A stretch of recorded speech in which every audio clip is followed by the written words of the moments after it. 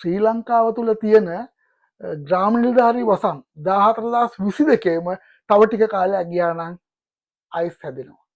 ඒක නතර කරන්න කාටවත් බෑ. හරියට සාමාන්‍ය මේක අර ගම්වල තියෙන කසිප්පු පොළවල් වගේ වෙනවා. මට රියදුරෙක් අවශ්‍යයි. හොඳ රියදුරෙක් මං ඉන්ටර්වයුව කරලා ගන්නවා. ඒ රියදුරට මගේ වාහනේ බාර දුන්නම මේ රියදුරා වාහනයත් අයිති කරගෙන ගැහණිත් අරගෙන මම ට්‍රූකඩයක් කරගෙන තියෙනවා. දේශපාලනය ලංකාවේ මගේ විග්‍රහය ඒකයි. වර්තමාන ජනාධිපති අනුර කුමාර දිසානායක මහතා මේ ගහන අමුතු ගේම අමුතු නොවන අමුතු ගේමක් මේක.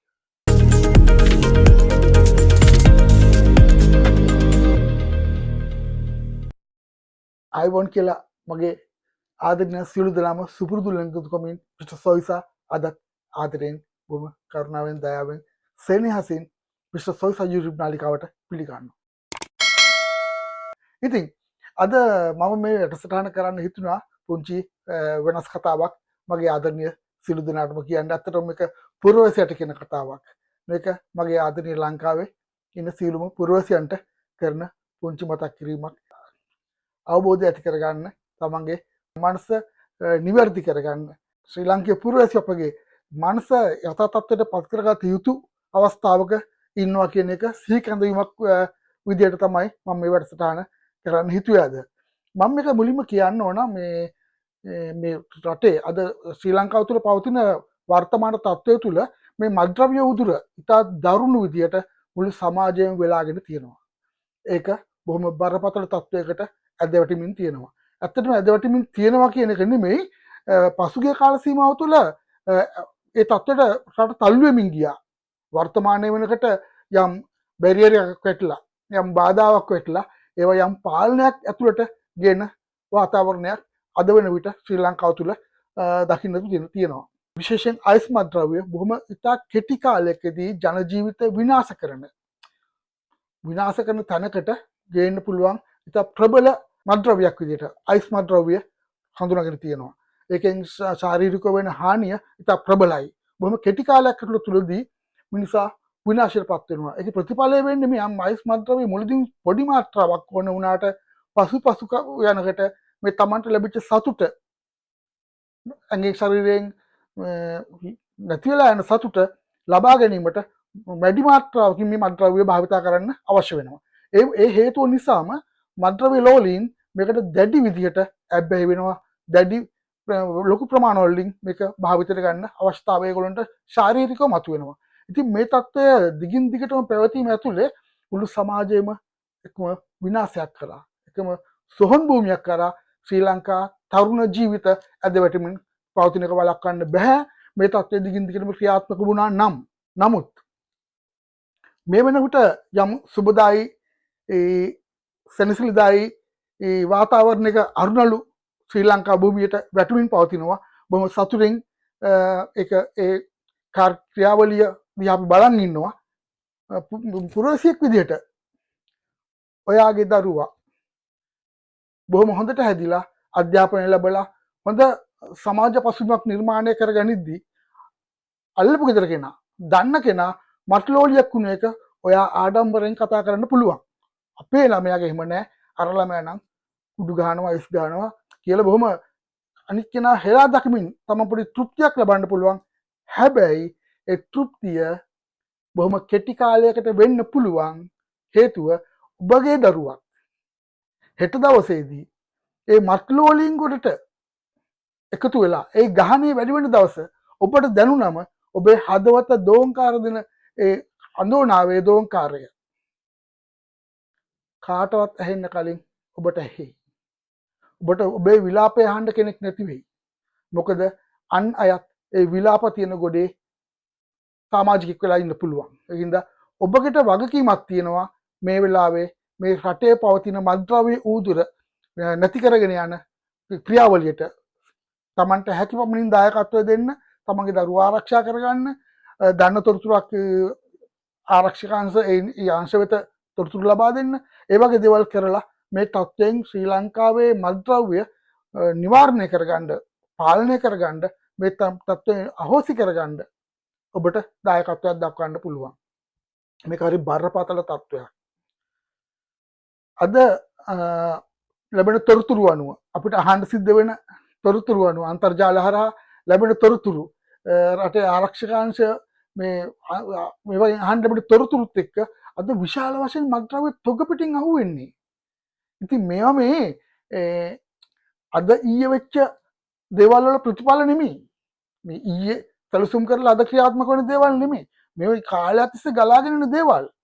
මේ මත්ද්‍රව්‍ය රට තුළ ව්‍යාප්තය, රටට ගෙන්වීම, බෙදා හැරීම මේ බොහොම සූක්ෂම විදියට, දක්ෂ විදියට ඒගොල්ලෝගේ තමන්ගේ ව්‍යාපාරය තමන් උපායශීලීව ක්‍රමෝපායන් යොදාගෙන කරනවා. ඒක සාමාන්‍ය දෙයක්. ඔබේ ව්‍යාපාරය රෙදි පිළිනම් ඔයකට උපක්‍රම යොදන්න පුළුවන්. ඒ වගේ මත්ද්‍රව්‍ය ශේෂ්ත්‍රයේ මත්ද්‍රව්‍ය ව්‍යාපාරයක් විදිහට කරගෙන පුද්ගලයෙකුට ඒක ඒගොල්ලෝ දන්න ශිල්ප ඔක්කොම දාලා මුදල් වියදම් කරලා නිලධාරීන් මුදලට අරගෙන නොයෙක් උපක්‍රම කරගෙන මේ වැඩේ කරගෙන යනවා. එතකොට මේ දේවල් මේ සමහර විරුද්ධ පාක්ෂික විරුද්ධ පාක්ෂිකයින් මේ තත්ත්වය වත්මන් රජයට කරේ තියන්න හදනවා. පසුගිය කාලවල වලදී ඒ අදාර බලධාරීන් පාලන කණ්ඩායම් මේකට විරුද්ධව මේ මත්ද්‍රව්‍ය නිවාරණය කරන්න කැප වෙලා තියෙන බලය ඇති පිරිස් බොහොම අකර්මණ්‍ය වෙලා හිටියා. දේශපාලන වශයෙන්ුත් අනිත් සිවිල් වංශවලිනුත් අපිට දැනගන්න තොරතුරු අන්තර්ජාලය ඔස්සේ ඇහෙන හැම තොරතුරකම තියෙන්නේ ඒ මත්ද්‍රව්‍ය ව්‍යාපාරිකයින්ට බොහොම සහන සලසපු උන්ගේ අභිලාෂයන් ඉෂ්ට කරපු වටපිටාවක් තුළ ඔවුන් බොහොම සාරයට සරුසාරව මේ කාරණය කරගෙන ගිය විදිහට. එතකොට මේ මොහොතේදී මේ වර්තමානයේදී අද වෙන විට රජය අපි විසින් පත් කරගන්නව රජයක් ආණ්ඩුවක් මේකට සම්පූර්ණ මැදිහත් වෙලා මේ කාරණය මර්ධනය කරගන්න, පාලනය කරගන්න බොහෝ සෙයින් කැප වෙලා ඉන්නවා. ඔබ හිතන්න ශ්‍රී ලංකාව තුළ තියෙන ග්‍රාම නිලධාරී වසම් 14022ම තව ටික කාලයක් ගියා නම් අයිස් හැදෙනවා. ඒක නතර කරන්න කාටවත් බෑ. හරියට සාමාන්‍ය මේක අර ගම්වල තියෙන කසිප්පු පොළවල් වගේ වෙනවා. මම අලුතින් පැහැදිලි කරන්න ඕනේ නැහැ ගමේ කසිප්පු වල කොහොමද පවත්වාගෙන යන්නේ කියලා. ඒ සමානවම අයිස් හදන තැනුත් ගම්වල ගම් මට්ටමින් ඇති වෙනවා. එහෙම වුණා නම් මේ රටට යන කල මොකද්ද කියලා වැඩි වෙලාවක් කරන්වත් පැහැදිලි කරන්න අවශ්‍යතාවයක් නැහැ. බොහොම සබුද්ධික පිරිසක් අපේ ලංකාවේ ඉන්න හොඳ බුද්ධිමත් හිතන්න පුළුවන් ජන සමාජයක මිනිස්සුන්ට ඒ තත්ත්වය බොහොම සරලව Tamanට ලියාගෙන විග්‍රහ කරගෙන මේකේ අවදානම දකින්න පුළුවන්. ඉතින් මෙවැනි තත්ත්වයකදී මට ඇත්තටම තියෙන ලොකුම බරපතලම පියෙක් විදිහට දෙමාපිය විදිහට අපිට අපේ දරුවන්ගේ අනාගත සුරක්ෂිතතාවය කොහොමද රැකගන්නේ, ඔවුන්ගේ අනාගතය සුරක්ෂිත කරන්නේ කොහොමද කියන සිතුවිල්ල ඇතුලේ හරිම භයානක තත්ත්වයක් නිර්මාණය වෙන්න ඉඩ තිබුණා. අපේ පෙර වාසනාවකට ඔබ අපි එකතු වෙලා ගත්ත සමහර හොඳ තීරණ හින්දා අපේ ආරක්ෂාව අපි විසින් සලසගත්තා. ඇත්තටම මෙහෙමයි. අපි දේශපාලන වශයෙන් ගත්තම දේශපාලනඥයට දොස් කියන එක සම්පූර්ණ වැරදි. සම්පූර්ණ වශයෙන් දොස් කීම. මොකද එහි වැඩි කොටසක් අපේ වගකීමක් වෙලා තියෙනවා. හේතුව තමයි අපි විසින් වුන් පත් කරන්නේ. මේක හරියට මට විග්‍රහ කරන්න වෙන්නේ මෙන්න මේ විදිහට. මට රියදුරෙක් අවශ්‍යයි. හොඳ රියදුරෙක් මං ඉන්ටර්වයුව කරලා ගන්නවා.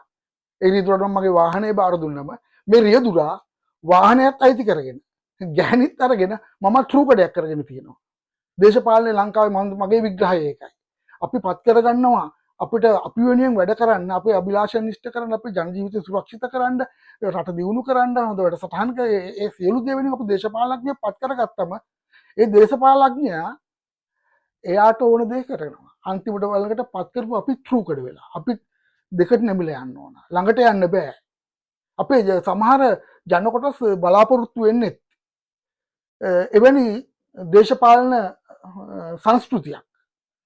ඒගොල්ලන්ට බඩ ලොකුවට තියෙන වටේ පිටේ 10-15 දෙනෙක් එක්ක වාහන 5කින් 6කින් බහැලා ළඟට යන්න බැරි තරම් ගැඹීර කෙනෙක් එක්ක හිනා වුණාම ඒක ඇති කියලා හිතන සමහර කෙනෙක් ශ්‍රී ලංකාවේ අපේ පුරවැසියෝ විදියට ජීවත් වෙනවා. ඔවුන් තාමත් ඒ වහල් භාවය තුල තාමත් ඒ පාරේ යන්න තාමත් උත්සාහය අතර මේ උත්සාහය නිවැරදි කරගන්න කිසි උත්සාහයක් දරන්නේ නැතිකම අපිට අන්තර්ජාලය තුල බලන බොහෝ වැඩසටහන් තුලින් ගම්ම්‍ය වෙනවා. ඒක කිසිම ගැටලුවක් නෑ. ඒගොල්ලන්ට ඕන කරන්නේ එවැනි දේ. අපි පත් කරගන්නේ අපිට සුබ සිද්ධිය ඇති කරන්න පුළුවන් කෙනෙක්. අපි වෙනුවට කෙනෙක් අපි යවන්නේ.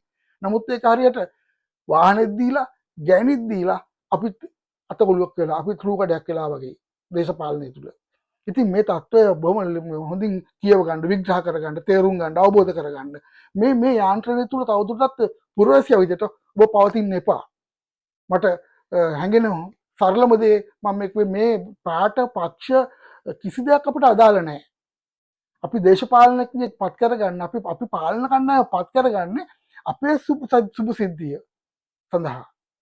මේ දේශපාලන රාමුව ඇතුලේ, මේ දේශපාලන සංස්කෘතිය ඇතුලේ දේශපාලඥයා කිසි විටකත් අතීත කාලවල වලදී මගේ ජීවිත අත්දැකීම් ඇතුලේ මම මේ කතා කරන්නේ ඒ කාලවල තුලදී පොදු ආරක්ෂාව, පොදු ජනනය, පොදු සාමාන්‍ය පුරවැසියා රට වෙනුවෙන් කතා කරන කතා මම අහන්න අපිට බොහොම අල්ප වශයෙන්. ඒ විනාඩි 20 කතාවක් කරොත් විනාඩි 2ක තරම්වත් කාලයක් නැහැ.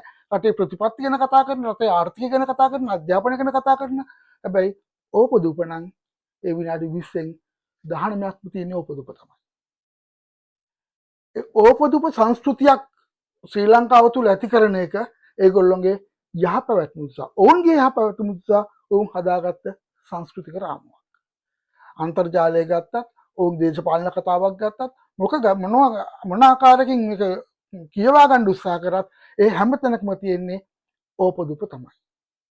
ඉතින් බොහොම නරක ආකල්පමය ක්‍රමවේදයක් මේ ශ්‍රී ලංකාවේ මේ ලංකාවේ මිනිසුන්ගේ ඔළුවලට ඇතුල් කරලා මේ ආකල්පමය වෙනස ඇති කරලා ඔවුන්ගේ යහපැවැත්ම, ඔවුන්ගේ ආරක්ෂාව සලසා ගන්නා ක්‍රමවේදවල තමයි මින් පෙර අපි දුටුවේ සහ ඒ ක්‍රමවේදයන් තුළ තාමත් ඔවුන් රැඳිලා ඉන්නවා. ඔවුන්ට මේ යන රටාව හඳුනා ගැනීමට තරම්වත් සවිඥානික බුද්ධියක් නැහැ කියලා මගේ කියවා ගැනීම තියෙන්නේ.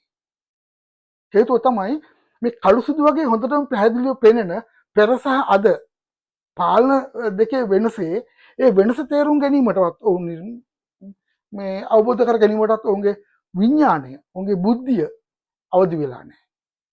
ඒක නිසා ඔවුන් තාමත් කරනවා ජනාධිපතිවරු බිහි කරන්න, නිල නොලත් ජනාධිපතිවරු පත් කරගන්න. ඒ තුලින් මම නිල නොලත් ජනාධිපති අවල් කාලෙන් පස්සේ එහෙනම් අදහස් කරන්නේ ඔයගොල්ලෝ මගෙත් එක්ක ඉන්න, ලාභ ගන්න, ප්‍රයෝජන ගන්න, පහසුකම් ගන්න. මෙන්න මේ සංස්කෘතිය තමයි දේශපාලනය මිනිසුන්ට හඳුන්වලා දීලා තියෙන්නේ. ඇත්තටම පුරවැසියා විදිහට ඔබ සහ මම ඉල්ලන්න ඕන ඒ සංස්කෘතිය නෙමෙයි. ඔවුන් කතා කරන්නේ අහවල් කාලේදී අපේ නායකයා ජනාධිපති කරනවා. මේ කාලේදී අපි ජනාධිපති ගන්න, අපි බලය ගන්නවා. අපේ කෙනා ජනාධිපති කරනකම් අපි සටනේ ඉන්නවා. පුරවැසියා විදිහට, රටේ සාමාන්‍ය මිනිහෙක් විදිහට ඔබටත් මටත් ඕන යම් පුද්ගලයෝ ජනාධිපති කරලා බලන් ඉන්නද? නැත්නම් රටට සේවයක් කරන, ජන ජීවිතයට සේවයක් කරන, රටේ අනාගතයට සේවයක් කරන, අපි වෙනුවෙන් පෙනී සිටින කණ්ඩායමක් පත් කරගෙන ඔවුන් ලවා රටේ සුභසිද්ධිය ඇති කර ගැනීමද? මම දන්නේ නැහැ මේක මොන විදිහට ඔයගොල්ලෝ අවබෝධ කරගෙන කියවාගෙන තේරුම් ගන්නවද කියලා. මේ මම පැහැදිලි කරන්න උත්සාහ කරන්නේ මධ්‍යස්ථ මතයක්. මට පාට පක්ෂ පුද්ගලයෝ නැහැ. ඒක මම දකින්නේ වැරදි විදිහට. මොකද දියුණු රටවල, අපි ජීවත් වෙන රටවල දේශපාලඥයෝ කිසිම ඇඟිලි ගැහිමක් නැහැ. පොලිසියෙන් දඩයක් ලිව්වනම් ඒක එතනින් ඉවරයි. රැකියාවක් ගන්න සුසු අධ්‍යාපන සුසුකමට රැකියාව තියෙනවා. කිසි කෙනෙක් ඇඟිලි ගහන්නේ නැහැ. දේශපාලනය කියන්නේ වෙනම ව්‍යුහයක්, වෙනම පද්ධතියක්. ඒකෙන් කරන වෙනම කොටසක් තියෙනවා. පරිපාලන කරනකට ඒ පරිපාලන කණ්ඩායම් වලට පැවතිච්ච වෙනම කොටසක් තියෙනවා. ඒ දෙක වෙන වෙන විදියට මේ රටවල බොහොම ලස්සනට ක්‍රියාත්මක වෙන, කිසිම ඇඟිලි ගැසීමක් බාධා කිරීමක් නැහැ. අපේ ස්වයං නිදහස, අපේ ආරක්ෂාව බොහොම ලස්සනට, බොහොම අපිට වින්දනීය විදියට ඒ සැලසුම් හදලා තියෙනවා. ඉතින් මේ රටේ, ශ්‍රී ලංකාවේ අපේ පුංචි රටේ මේක හරි ලස්සන රටක්. මේක ලස්සන බලන්න එළියට එන්න ඕන.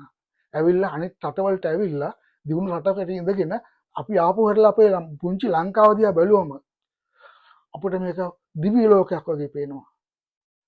ගස්වැල්, දියඇලි, කඳු වැටි, සංස්කෘතිය, ඉතිහාසය, මිනිසුන්ගේ තියෙන සංස්කෘතික දේවල්, මිනිසු තුළ තියෙන ගති ලක්ෂණ, ගුණාත්මක භාවවල්, මේ අන්‍යෝන්‍ය සහයෝගයෙන් වැඩ කරන ගතිය ඒ වගේ කොච්චරනම් සුන්දර රටක්ද කොච්චරනම් සුන්දර මිනිස්සු ඉන්න රටක්ද ලංකාව කියන්නේ.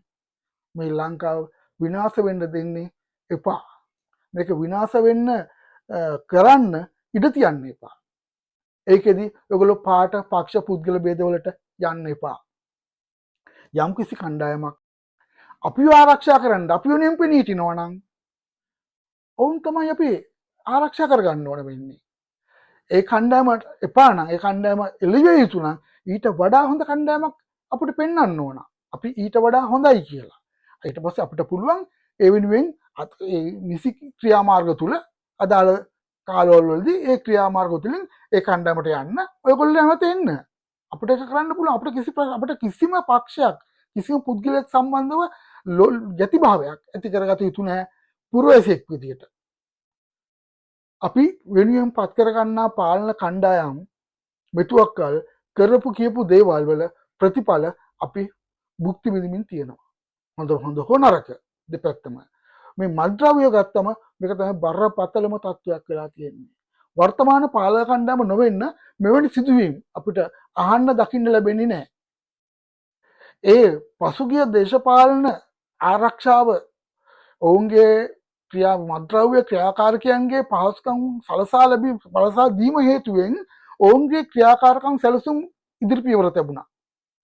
හැබැයි මේ වර්තමාන ආණ්ඩුව රටේ ආශිර්වාදයක් විදියට රටේ මිනිසුන්ගේ බලමහිමයට පුණ්‍ය මහිමයට මෙවැනි දේශපාලන කණ්ඩායමක් ඇවිල්ලා අද ඔවුන් බොහොම නිවැරදිව මේ කාරණාව කරගෙන යනවා. මේක අතිශය බරපතල තත්ත්වයක්. අතිශය බරපතල තත්ත්වයක්. ඔබගේ ගෙදරට ප්‍රශ්නය ආවම තමයි ඔබට දැනෙන්නේ. එතකන් ඔබට මේක දැනෙන්නේ නැහැ. හැබැයි කරුණාවෙන් බොහොම ලෙන්ගතුව ආදරෙන් ඉල්ලා සිටිනවා ප්‍රශ්නය එනකන් ඉන්න එපා. ප්‍රශ්නය ඈත තියම දකින්න. ඒ වෙනුවෙන් ක්‍රියාත්මක වෙන්න, ක්‍රියාකාරී වෙන්න කියලා. ඉතින් මේ වත්මන් රජය මේ වෙනුවෙන් කරන උත්සාහය, මේ වෙනුවෙන් ගන්න නීති සම්පාදනය, නිලධාරීන් මේවීම, ඔවුන් නිලධාරීන්ට නිදහසේ මේක නීත්‍යානුකූල මට්ටමේ කරගෙන යන්න ඉඩහසර හදාදීම අතිශය ප්‍රශංසනීයයි. රටක යහපැවැත්ම, ජනජීවිතයේ සුරක්ෂිතතාවය උදෙසා වර්තමාන පාලන කණ්ඩායම කෙරෙහි බොහොම දැඩි විශ්වාසයක් සාමාන්‍යයෙන් පුරවැසියෝ විදියට අපට තියන්න පුළුවන්. ඉතින් මේ වගේ පාලනයක් තුළ මේ රට වැටුණු අවදානම මේක ලොකු අවදානමක්. මේ මත්ද්‍රව්‍ය ව්‍යාප්ත වීම මේ ආකාරයෙන් ඉදිරි වසර 2-3 ඇතුළත ගියා නම් රට කොතනද කියලා හිතන්න බෑ. මේක රට වැටිච්ච බරපතල අවදානම අවස්ථාවක මේ පාලනය වෙනස් වෙලා රටේ යහපාලනයක් සුභසිද්ධියක් ඇතිවන කණ්ඩායමක් පත් වෙලා තියෙනවා. ඉතින් වර්තමාන ජනාධිපති අනුර කුමාර දිසානායක මහතා මේ ගහන අමුතු ගේම අමුතු නොවන අමුතු ගේමක් මේක. අමුතු නොවන අමුතු ගේමක් කියලා මම කියන්නේ මේක අමුතු ගේමක් නෙමෙයි. මේක ජනයා මිනිස්සු ඉල්ලන ගේමක්. මේක මිනිස්සු ඉල්ලන දේ. මේ මිනිස්සු අපි හැමෝම බලාපොරොත්තු වෙන දේ. අපේ දරුවා නිදහසේ ගිහිල්ලා එන්න බලපෑමක් නැතුව, ආරක්ෂාවක් නැතුව. ඒ මම දැන් එළියට ගියාම බයයි. කවුද ආශ්‍රය කරන යාළුවා, කවුද නිකන් කුඩු අයිස් ටික නිකන් දෙනවා. දෙවුන් දැස ගෙදර තියෙන දේත් අරන් යනවා. ඉතින් මේ වගේ මේ අපි හැමෝම ඉල්ලපු දේ තමයි මේ ගේම් එක. මේ මිෂන් එක, මේ ඔපරේෂන් එක, මේ මෙහෙයුම අපි හැම කෙනෙක්ම බලාපොරොත්තු වෙන එක. ඉතින් මේක කවුරුත් ගැහුවේ නෑ මේ විදිහට. මේ ගේම් එක කිසි කෙනෙක් ප්ලේ කරේ නෑ මේ විදිහට. ඉතින් මේ අමුතු ගේම් එක අමුතු විදිහට ගහන අපේ ජනාධිපති අනුර කුමාර දිසානායක මහත්තයා ප්‍රමුඛ මේ රජය මම මේ රජයට කඩ යනවා නෙමෙයි. මේ කණ්ඩායම වෙනුවට එක්ස් කියන කණ්ඩායම හිටියනම් අද මම මේකේ ප්‍රශංසාව දෙන්නේ එක්ස්ට. මට මෙතන උත්සාහ තබන්න හයිලයිට් කරන්න ඕනේ නැහැ. එක පුද්ගලෙක් හෝ ජනාධිපතිතුමා හෝ පාලන වර්තමාන මාලිමා රජය. මම කියන්නේ ඒක නෙමෙයි. මම කියන්නේ වර්තමාන රජය තුල, වර්තමාන නායකත්වය තුල මේ ක්‍රියාත්මක වීම නිසි අයුරින් අපේ බලාපොරොත්තුවට අනුව, අපේ අපේක්ෂාවට අනුව අපේ ඕනෑකමට අනුව ක්‍රියාත්මක වෙනවා කියන්නේ. මේ රජය නොවිට නොවන්න මේ තත්ත්වය ඔබට බොහොම දරුණු වෙන්න ඉඩ තිබුණා හෙට දවසේදී. දේශපාලනය මේකයි. දේශපාලනය විය යුත්තේ මෙහෙමයි.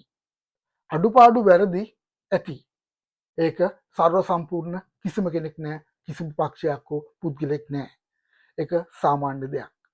පුංචි පුංචි බොත්තමයි බෙල්ට් එකයි කලිසමයිල්ලන් කතා කරන ඕපදූප පපුරන මේ සමාජය ඇතුලේ ඔයගොල්ලෝ මේ ඕපදූපෙන් මිදෙන්න කියලා බොහොම කාරුණිකව ඉල්ලා හිටනවා. මේ ඕපදූප රටාවෙන් මිදෙන්න. සංසන්දනය කරන්න පෙර සහ අද තත්ත්වය මොකක්ද කියලා. මේ පවතින තත්ත්වය තුළ ඔබගේ විග්‍රහය බොහොම සරලව සියුම් විදිහට තේරුම් ගන්න. මේ අමුතු ගේම් එක අමුතු විදිහට ප්ලේ කරලා සාමාන්‍ය ගේම් එකක් අමුතු විදිහට ගහන්න හදන මේ කණ්ඩායමට අපේ සහාය දීලා අපේ ගේම් එක අපි ප්ලේ කරගමු. ඒකයි මම මේ කියන්නේ. අපේ ගේම් එක ඕන් ලවා අපි ප්ලේ කරගන්න ඕන. ඒ සඳහා හොඳ කණ්ඩායමක් යම් ප්‍රමාණයක අපේ අපේක්ෂා ඉටුවමින් පවතින, අපි බලාපොරොත්තු දේවල් ඉටුවමින් කරමින් පවතින කණ්ඩායමක් විදිහට, පාලන කණ්ඩායමක් විදිහට මොවුන්ගෙන් අපි වැඩ ගත යුතුයි. ඒකට මේ ඕපදූප කතා කරලා නිකන් තමන්ගේ කාලය නාස්ති කරගන්න නැතුව රටක් විදිහට එකතු වෙලා, රටේ මිනිස්සු විදිහට එකතු වෙලා මේ ජනාධිපතිවරු නිල නොලත් ජනාධිපතිවරු තනන්න යෑම. මම කියන්නේ දේශපාලන පක්ෂ හොදාපාලු කරන්න කියන එක නෙමෙයි. උන්ගෙන් අයින් වෙන්න කියන නෙමෙයි. පක්ෂයක් ඔබ පක්ෂයකට ලැබෙන නම් ඒ පක්ෂ තුලින් ඉන්න. හැබැයි මගේ පෞද්ගලික මතය නම් කිසිම පුද්ගලයෙකුට පක්ෂයක වහලක් විය යුතු නැහැ කියන එක. පුද්ගල වහලක් විය යුතු නැහැ කියන එක. අපිට විය යුත්තේ අපි පත් කරගන්න නිලධාරියා, අපි පත් කරගන්න සේවකයා, අපි පත් කරගන්න නායකයා අපේ සේවාව ඉෂ්ට කළ යුතුයි. අන එහෙම පුද්ගල කණ්ඩායමක් හදා ගැනීමේ ජන විඥානයක්, මනසක් මේ සියලු ශ්‍රී ලාංකික ජනතාවට තිබිය යුතුයි. ඔයගොල්ලෝ හිතන්න මේ පසුගිය මැතිවරණයේදී ලක්ෂ 68ක ඡන්ද ප්‍රතිශතයක් ඡන්ද සංඛ්‍යාවක් එක්ක වර්තමාන මාලිමා රජය පත් වුණා. එතකොට මේකට විරුද්ධව යම් තව 68න් අනිත් සියලුම දේ ඉන්නේ විපක්ෂව. හැබැයි මේ 68 ලක්ෂයේ අභිප්‍රාය ඉෂ්ට වෙද්දි හෙට දවසේදී ලංකාව භූමිය තුල, මගේ පුංචි ලස්සන ලංකාව තුල 68 ලක්ෂයක ප්‍රාර්ථනාවේ එළි දැල් වෙනකට ඒ ආලෝකය අනිත් සිළු දෙනත් භුක්ති විඳිනවා. ඒ ආලෝකය අනිත් සිළු දෙනාගේ ජීවිත වලටත් එකතු වෙනවා. ඒකින්ද බොහොම ඉවසීමෙන් ඉන්න. වෙලසෙන් කඩම් පයින්න එපා. දීපු කාලයක් තියෙනවා. 68 ලක්ෂයක ප්‍රාර්ථනාවක් තියෙනවා. සමහර පක්ෂ ඒගොල්ලොන්ගේ ඡන්ද සංඛ්‍යාව අදටත් කියන අපිට මෙච්චර ප්‍රමාණයක් 69 ලක්ෂයක් තිබුණා කියලා. අදටත් කියනවා. ලැජ්ජ නැති කතා අන්තර්ජාලයෙන් ඕන වෙලාවක අහන්න පුළුවන්. බොහොම පිළිකුල් හිරිකිත නින්දිත පහත් අපේ කතා කියන්නේ ඕන්ගේ කතාවට මම නින්දා කරනවා පස කරනවා නෙමෙයි. ඒ කතාව තුල රටේ පුරවැසියා කොයිතරම් පහක් තැනකට කතා කරනවද කියන එක ඔබට අවබෝධ වෙනවයි කියලා මම විශ්වාස කරනවා. එහෙම අවබෝධ නොවන කෙනෙක් තමයි ඒ කතාවට අත්පොලසන් දීලා, හුරේ දීලා, ඔවුන්ගේ පස්සෙන් හිටගෙන නිල නොලත් ජනාධිපතිවරු බිහි වුණාම ඒකේ ඒ ගහේ ගෙඩි කඩා ගන්න බලාගෙන ඉන්නේ. පුරවැසියා විදියට. රටේ ජන ජීවිතය ගත කරන, සාමාන්‍ය ජන ජීවිතයක් ගත කරන ඔබත් මමත් පාට පක්ෂ මුල් කරගත යුතු නෑ. අපිට දේශපාලනය අපට අයිති දෙයක් නෙවෙයි. අපි වුන් පත් කරන්නේ ඒ කොටස කරන්න. මේ හැම දෙයකින්ම රටේ අනාගතය, රටේ සුභසිද්ධිය කඩම් වැටෙනකට ඒක යම් කිසි පිරිසකට හැර සමස්තයට බලපානවා. ඒ ඔවුන්ට ප්‍රශ්නයක් නැහැ. සමහර දේශපාලනය කරන ප්‍රභූ පන්තියේ මිනිස්සු ඒගොල්ලෝ ඒ දේශපාලනය තුළින්, ඒ ප්‍රභූ තත්ත්වය තුළින් ඒගොල්ලෝ හම් කරගෙන ඒගොල්ලෝගේ සුභසිද්ධිය, සුඛ විහරණය හදාගෙන ඉවරයි. හැම වෙලේම තැලෙන්නේ පල්ලෙහා ඉන්න සාමාන්‍ය මිනිස්සු. ඒක නිසා පාටක් පක්ෂයක් නැතුව රටේ සුභසිද්ධිය හදන, සාමාන්‍ය ජන ජීවිතයේ සුභසිද්ධිය හදන, රටේ සෞඛ්‍ය අධ්‍යාපනය ප්‍රධාන වශයෙන් පුරවැසි ආරක්ෂාව හදන රටේ ජන ජීවිතය ශක්තිමත් කරන නිදහස් නිවහල් චින්තනයක් ඇතුව රටේ නීතියට ගරු කරන රට සමෘද්ධිමත් කරන සැලසුමක් ඇති වැඩපිළිවෙල පිළිවෙලක් ඇති නිර්මාණශීලී මිනිසුන් අපි ආරක්ෂා කරගෙන අපේ සුභසිද්ධිය ඔවුන් ලබා කරවා ගැනීමේ වගකීම තමයි පුරවැසියෙක් විදියට සාමාන්‍ය පුද්ගලයෙක් විදියට ඔබටත් මවට පැවරලා තියෙන රාජකාරිය. ඉතින් මම විශ්වාස කරනවා මම මේ කතාව තුළ කිසිම පක්ෂයකට හෝ කිසිම පුද්ගලයෙකුට හෝ පහර ගැසීමක් හෝ විවේචනය කිරීමක් පහත් කිරීමක් මම කිසිසේත් අපේක්ෂා කරන්නේ නැහැ.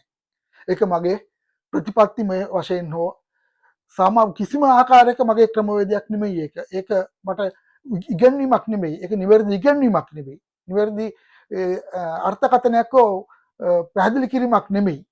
මගේ මතයට අනුව මම දකින්නේ අපි විසින් අපේ සුභසිද්ධිය ළඟා කර ගැනීම අපේ වගකීම කියලා. ඒ සඳහා ඔයගොල්ලොන්ගේ අවබෝධය ඇති කරගන්න, ඔයගොල්ලොන්ගේ මනස අවදි කරගන්න, විඥානය අවදි කරගන්න, අපි කළ යුතු කාර්ය ගැන තේරුම් ගන්න, කකුලෙන් ඇදින් නැතුව මේ සහයෝගයේ දියුතු තැන් හඳුනා ගන්න.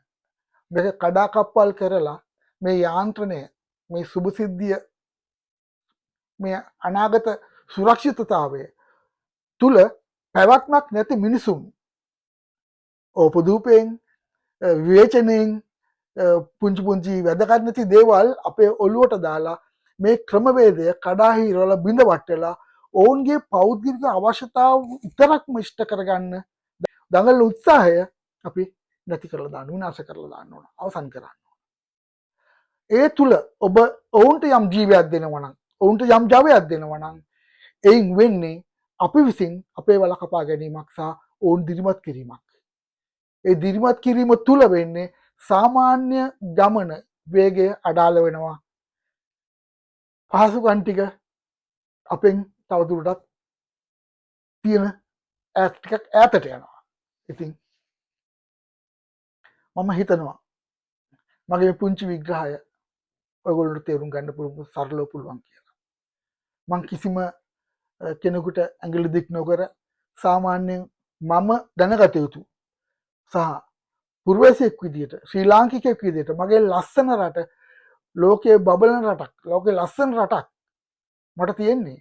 ඒ අභිමානය, ඒ සංස්කෘතිය තුළ මට ශ්‍රී ලාංකිකයෙක් කියන අභිමානය තවදුරටත් රැකගන්න, සොම්බි රාජ්‍යයක් නැතුව, දූෂණයෙන් පිරිච්ච රාජ්‍යයක් නැතුව, රටේ නම කිව්වම ශ්‍රී ලාංකිකයෙක් කියන අභිමානය තුළ මට ලෝකේ ඕන තැනක විසීමේ ශක්තිය ලං කරගන්න, ඒක ඇති කරගන්න මා විසින් මාට තේරුම් ගත යුතු කරුණක් තමයි, කරුණු කීපයක් තමයි මම ඔයගොල්ලොත් එක්ක මේ බෙදා හදාගන්න උත්සාහ කරන්නේ.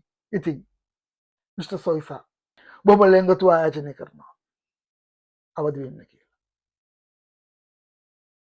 බොහොම ලෙන්ගතු ආයෝජනය කරනවා හිට ගන්න කියලා. හරි පැත්තේ සාධාරණය නිවැරද්ද තුල ඔබ පෙනී සිටින්න කියලා.